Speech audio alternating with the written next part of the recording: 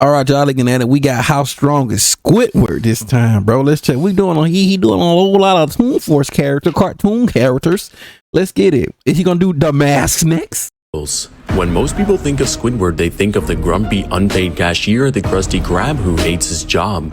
He absolutely hates his neighbors and just wants a moment of peace to play his clarinet. But the aura. What lies beneath this endless suffering is something far more fascinating than anyone could have expected. What if I told you in many ways Squidward Tentacles is one of the most dangerous characters in all of cartoon history?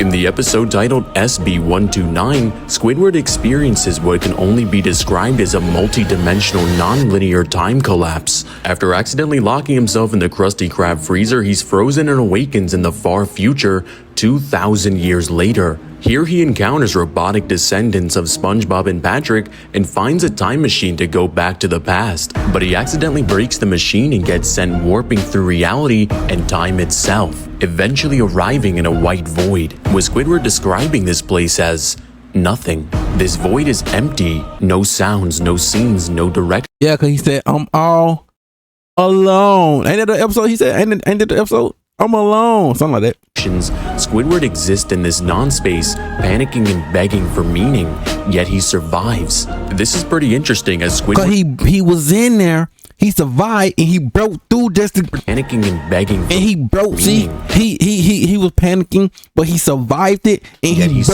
he broke through it, and now he back in the past. Archer level.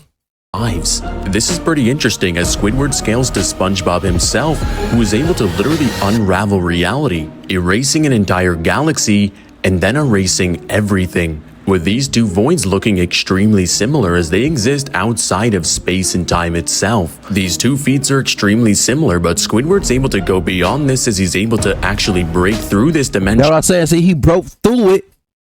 He go back in time and past. He's on Arthur level. He's on the Arthur level. He's Arthur level. In landing back in the time machine, Squidward has also shown repeated instances of fourth wall awareness as he's commented on scene transitions, interacted with narration, and acknowledges that he's a character in a fictional show.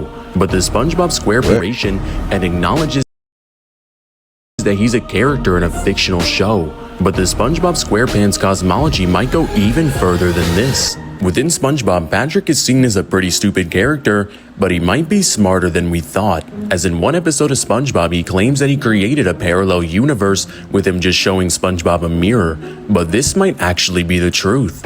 We've seen multiple instances. See, that mirror can duplicate infinite parallel worlds universes, because that mirror that Patrick created, well, he doing let's instances in SpongeBob where mirrors actually do lead to parallel dimensions. See, I just said the parallel dimensions, like boundless.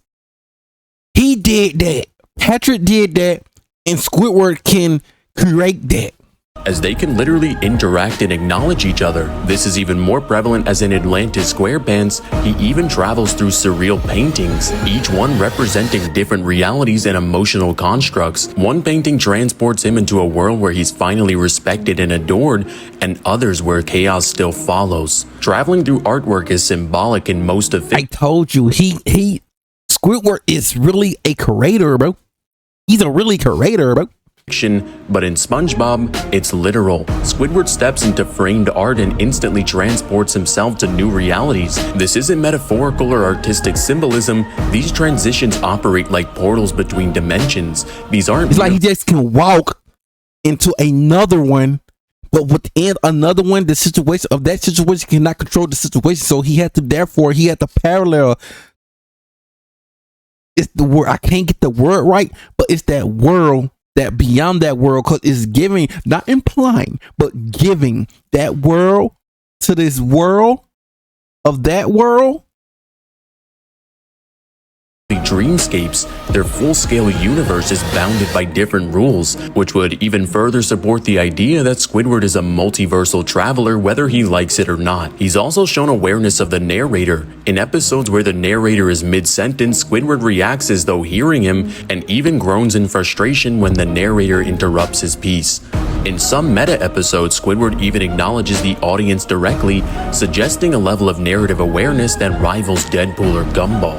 While characters like SpongeBob and Patrick thrive off Toon Force, the ability to break logic for comedy, Squidward seems to resist it, which ironically makes him more durable. For example, when SpongeBob pulls the string off Squidward's shirt in the infamous episode The String, it results in the destruction of not only Squidward's clothes, but the entire reality around him. Bikini Bottom is wiped out, galaxies disappear, and eventually even the concept of existence itself is undone.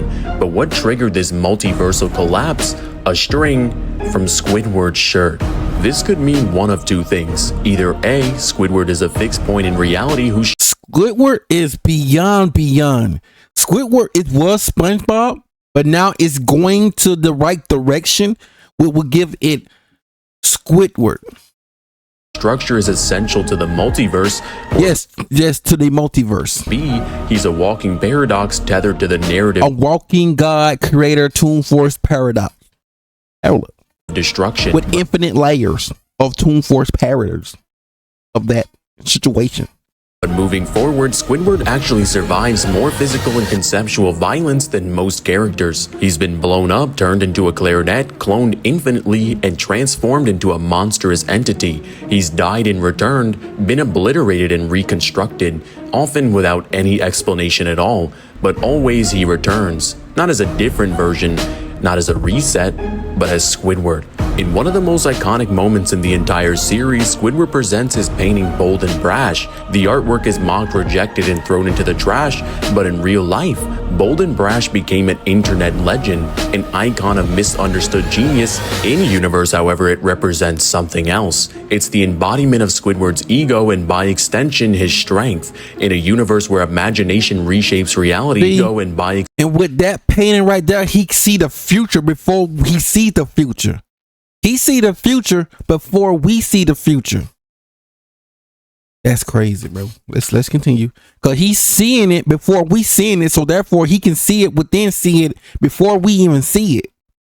So it's giving seeing that you see it, that we seen it first, but we didn't see it first. He's seeing it that we didn't see it, so he's seen it first. So that clarified that he sees it in situation that we cannot see it within the situation of that situation to see it within to see it to see it. Extension, his strength. In a universe where imagination reshapes reality, emotions actually hold weight, and Squidward's unsuppressed rage, artistic ambition, and existential bitterness combine into something potent. When taken seriously, Bold and Brash could represent a form of conceptual manifestation, art that literally impacts the fabric of the universe. In other words, when Squidward believes in himself, the universe listens. Squidward scaling to SpongeBob is extremely impressive. Not only did he do this, but he actually absorbed the ocean in seconds and replaced the moon by absorbing water. Patrick has frozen the entire planet for 5 billion years with a brain freeze. The entire cast has broken the fourth wall, interacted with their creators, and even traveled through dreams, which Gary states are portals to another realm. In one episode, Patrick claims he wants to save the 9th dimension from a giant monkey man. SpongeBob doesn't dismiss it as nonsense, he just says it might be hard to do. In other words, interdimensional warfare is another Tuesday afternoon in Bikini Bottom. Squidward shares all of their experiences as he exists in the same metaphysical space. He has survived the same events, he has interacted with the same multiversal structures, and unlike others, he doesn't really rely on Toon Force for safety, he fights back with bitterness. Squidward Tentacles isn't the strongest in Bikini Bottom by brute force. He doesn't erase timelines or reshape dreams like SpongeBob. He doesn't break reality with a brain freeze like Patrick. But what makes Squidward terrifying is that he exists through all of it. He survives every reset, every explosion, and every cosmic breakdown.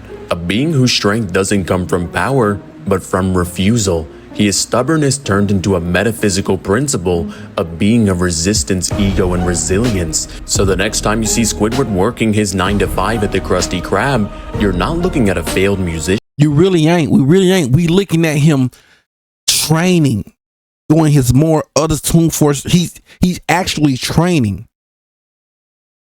He's really training his thoughts, and when he look at, he's beyond us. He's beyond us. You're looking at the last fixed point in an ever-shifting multiverse. Overall, Squidward Tentacles would scale to complex multiversal with immeasurable speed. And shout out to Danny who dropped 50 to sponsor this video. I hope you enjoyed it. In the end, Squidward is my favorite character for a reason. Not only being the most relatable character in the entire show, but he actually makes the best decisions. And when making good decisions, your strength rises as well. Because if you want to defeat the gods, he'll just have to do it himself. What's smarter than fighting Squidward, being dead, or literally anything else? What's up guys, it's Divine. If you guys enjoyed this video, make sure you guys like and subscribe and hit that I like that. Wait, let's do that. notification. Sponsor your very own instead of the countless. Okay. And there you go, ladies and gentlemen. Yeah, I'm rocking with that, but you already know.